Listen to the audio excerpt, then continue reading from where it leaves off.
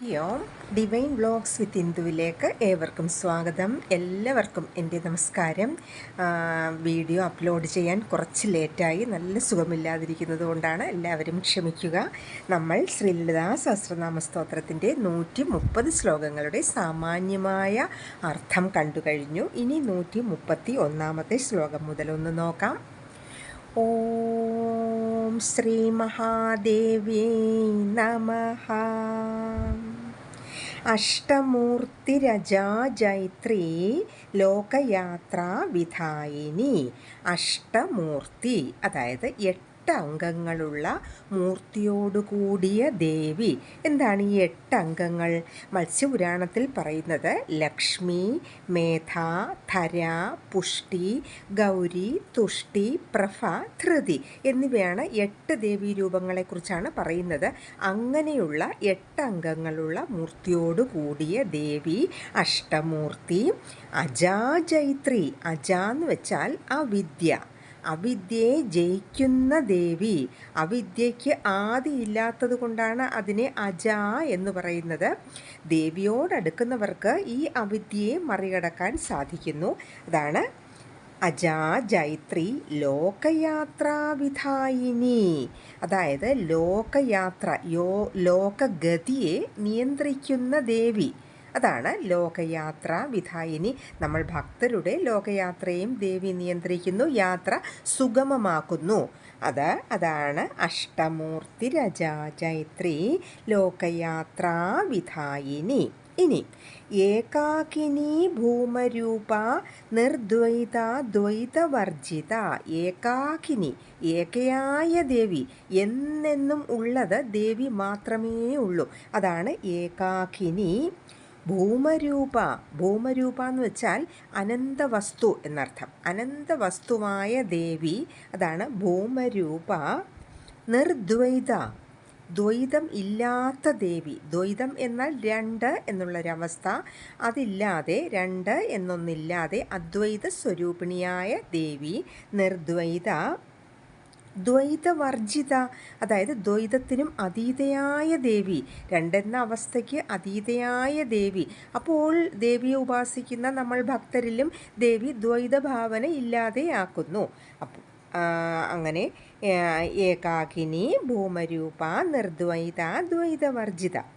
അടുത്തത് അന്നദ വസുധ വൃദ്ധ ബ്രഹ്മാത്മൈക്യസ്വരൂപിണി. അന്നദ, അന്നം, ആഹാരം നൽകുന്ന ദേവി. സർവ്വജീവരാശികൾക്കും അന്നം നൽകുന്നത് ദേവിയാണ്. കാശിയിൽ അന്നപൂർണേശ്വരി എന്ന പേരിൽ ദേവി ഭക്തരെ അനുഗ്രഹിക്കുന്നു. അതാണ് അന്നദ. വസുധ, വസു എന്ന് വെച്ചാൽ ധനം എന്നർത്ഥം. ധനം നൽകുന്ന ദേവി, അതായത് അഷ്ടൈശ്വര്യങ്ങളും നൽകുന്നവൾ എന്നർത്ഥം. വൃദ്ധ, വൃദ്ധ എന്ന് വെച്ചാൽ അതിപുരാതനയായ ദേവി. ലോകത്തിൻ്റെ ആദി കാരണമായ ദേവിയാണ്. അതിപുരാതനയായും എക്കാലത്തും ഉള്ളവളായിട്ടും വർത്തിക്കുന്നത്. അതാണ് വൃദ്ധ. ബ്രഹ്മാത്മൈക്യസ്വരൂപിണി അതായത് ബ്രഹ്മവും ആത്മാവും തമ്മിലുള്ള ഐക്യത്തിൻ്റെ സ്വരൂപമായ ദേവി. പരബ്രഹ്മവും ജീവാത്മാവും അത് തമ്മിലുള്ള ഐക്യത്തിൻ്റെ സ്വരൂപമായിട്ടുള്ള ദേവി. അതാണ് ബ്രഹ്മാത്മൈക്യ സ്വരൂപിണി. അന്നദ വസുധ വൃദ്ധ ബ്രഹ്മാത്മൈക്യ സ്വരൂപിണി. അടുത്തത് ബൃഹതി ബ്രാഹ്മണി ബ്രാഹ്മി ബ്രഹ്മാനന്ദ ബലിപ്രിയ. ബൃഹതി അതായത് അത്യന്തം മഹത്വമുള്ള ദേവി, അതാണ് ബൃഹതി. ബ്രാഹ്മണി, ബ്രാഹ്മണി എന്ന് വെച്ചാൽ ശിവൻ്റെ പത്നിയായ ദേവി, അങ്ങനെ ഒരർത്ഥമുണ്ട്. സത്വഗുണ പ്രധാനിയാണ് ബ്രാഹ്മണർ എന്ന് പറയുന്നത്. അങ്ങനെയുള്ള ശക്തിയായിട്ടുള്ള ദേവി ബ്രാഹ്മണി. ബ്രാഹ്മി, ബ്രഹ്മശക്തിയായ ദേവി ബ്രാഹ്മി. ബ്രഹ്മാനന്ദ, ബ്രഹ്മാനന്ദ സ്വരൂപിണിയായ ദേവി, ബ്രഹ്മാനന്ദത്തിൽ ലയിച്ചിരിക്കുന്ന ദേവി ബ്രഹ്മാനന്ദ. ബലിപ്രിയ, ബലിപ്രിയ എന്ന് വെച്ചാൽ ഒന്നാമത് ഭക്തന്മാർ അർപ്പിക്കുന്ന ബലി ഇഷ്ടമുള്ള ദേവി എന്ന് ഒരർത്ഥമുണ്ട്. ബലി എന്ന് വെച്ചാൽ ഞാൻ എന്ന നമ്മളുടെ അഹന്തയെ ബലി കൊടുക്കുന്നതാണ് ബലി അർപ്പിക്കുക എന്ന് പറയുന്നത്. പിന്നെ എന്ന് പറയുന്നത് ബലവാന്മാരിൽ പ്രിയമുള്ള ദേവി എന്നും ഒരർത്ഥമുണ്ട്. ആരാണ് ബലവാന്മാർ? അവിദ്യ, രാഗദ്വേഷങ്ങൾ അതൊന്നുമില്ലാതെ അതിനെയൊക്കെ എതിർത്ത് കീഴടങ്ങുന്നവരാണ് ബലവാന്മാർ. അങ്ങനെയുള്ള ബലവാന്മാരിൽ പ്രിയമുള്ള ദേവിയെ ബലിപ്രിയ എന്നും പറയാം. അപ്പോൾ ബൃഹതി, ബ്രാഹ്മണി, ബ്രാഹ്മി, ബ്രഹ്മാനന്ദ, ബലിപ്രിയ. അടുത്തത് ഭാഷാരൂപ ബൃഹത്സേന ഭാവാഭാവ വിവർജിത. ഭാഷാരൂപിണിയായ ദേവി നമ്മൾ കണ്ടുകഴിഞ്ഞു. അക്ഷരങ്ങളെല്ലാം ദേവീരൂപങ്ങളാണെന്ന്. അങ്ങനെയുള്ള ആ ഭാഷയെ രൂപിണിയാക്കിയ ദേവി ഭാഷാരൂപ ബൃഹത്സേന. ബൃഹത്ത് വലിയ സൈന്യത്തോടു കൂടിയ ദേവി. 64 കോടി യോഗിനികൾ ഉണ്ടെന്ന് പറഞ്ഞു. അങ്ങനെയുള്ള വലിയ സൈന്യത്തോടു കൂടിയ ദേവി ബൃഹത്സേന. ഭാവ അഭാവ വിവർജിത. എന്താണ് ഭാവം അഭാവം എന്ന് വെച്ചാൽ? ഭാവം എന്ന് വെച്ചാൽ ഉൽപ്പത്തി, അഭാവം എന്ന് വെച്ചാൽ വിനാശങ്ങൾ. അതായത് ഉണ്ടാവുക, ഇല്ലാതാവുക, അങ്ങനെയുള്ള ഭാവങ്ങളൊന്നും ഇല്ലാത്ത അത് രണ്ടിനും ഈ ദേവി ഇവ രണ്ടിനും അടിസ്ഥാനമായ ബോധവസ്തുവാണ്. അതുകൊണ്ട് ഈ ഉൽപ്പത്തി വിനാശങ്ങൾ ഒന്നും ദേവിക്ക് ഇല്ല. അതാണ് ഭാവാഭാവ വിവർജിത. ഭാഷാരൂപ ബൃഹത്സേന ഭാവാഭാവ വിവർജിത. അടുത്തത് സുഖാരാധ്യ ശുഭകരി ശോഭന സുലഭാഗതി. സുഖാരാധ്യ അതായത് എളുപ്പത്തിൽ ആരാധിക്കാവുന്ന ദേവി. യാതൊരുവിധ ശാരീരിക ക്ലേശമോ വിധി നിയന്ത്രണങ്ങളോ ഒന്നുമില്ലാതെ നമ്മുടെ ശുദ്ധ ഹൃദയത്തോടെ നമുക്ക് ദേവിയെ ഉപാസിക്കാം. അതാണ് സുഖ ആരാധ്യ, എളുപ്പത്തിൽ ആരാധിക്കാവുന്ന ദേവി. ശുഭകരി എല്ലാവർക്കും ശുഭം അതായത് മംഗളം നൽകുന്ന ദേവി ശുഭകരി.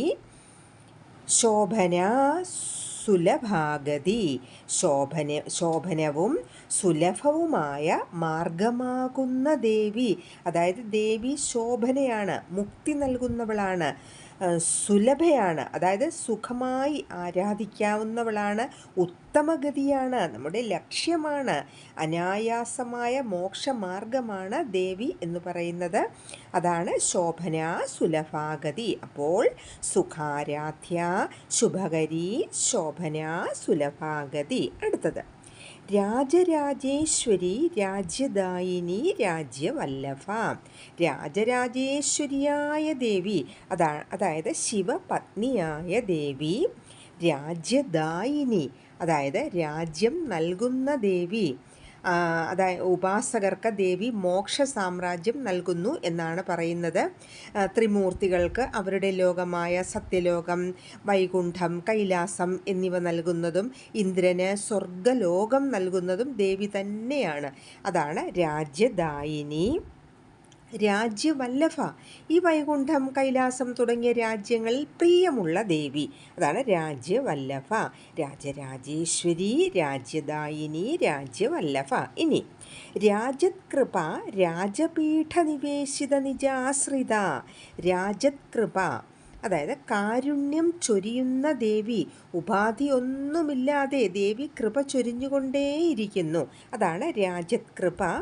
രാജപീഠ നിവേശിത നിജ ആശ്രിത എന്ന് വെച്ചാൽ എന്താണ്?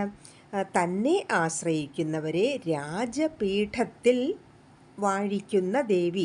രാജപീഠം എന്ന് പറയുന്നത് ശ്രേഷ്ഠമായ സ്ഥാനങ്ങളിൽ എത്തിക്കുന്ന ദേവി. അതാണ് രാജപീഠ നിവേശിത നിജാശ്രിത.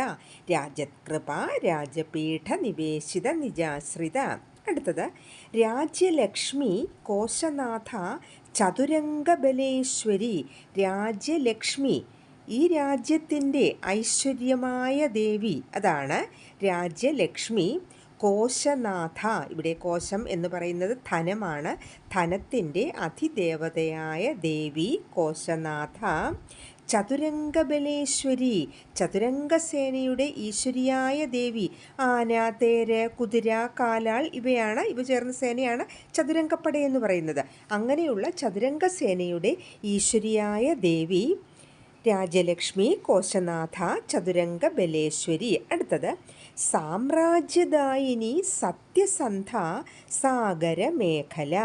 സാമ്രാജ്യദായിനി, സാമ്രാജ്യം നൽകുന്ന ദേവി, എല്ലാവിധ ഐശ്വര്യങ്ങളും നൽകുന്ന ദേവി എന്നർത്ഥം.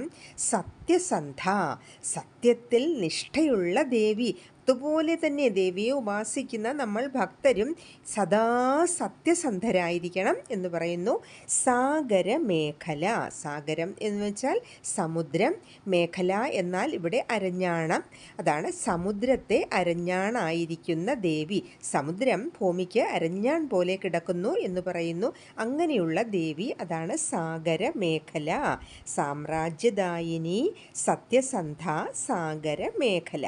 ബാക്കി ഇനി നമുക്ക് അടുത്ത വീഡിയോയിൽ അപ്ലോഡ് ചെയ്യാം. ഇനി കഴിയുന്നതും മുടക്കങ്ങളൊന്നുമില്ലാതെ വീഡിയോ അപ്ലോഡ് ചെയ്യാൻ ശ്രമിക്കുന്നതാണ്. പനി പിടിച്ചിരിക്കുന്നതുകൊണ്ട് എല്ലാവർക്കും സൗണ്ട് ഒരു ഡിസ്റ്റർബൻസ് ആയിട്ട് തോന്നാം, ക്ഷമിക്കുക. എല്ലാവർക്കും പരാശക്തിയായ ജഗദംബികയുടെ അനുഗ്രഹം ഉണ്ടാകട്ടെ എന്ന് ആത്മാർത്ഥമായി പ്രാർത്ഥിക്കുന്നു. എല്ലാവർക്കും എൻ്റെ നമസ്കാരം. ഹരി ഓം.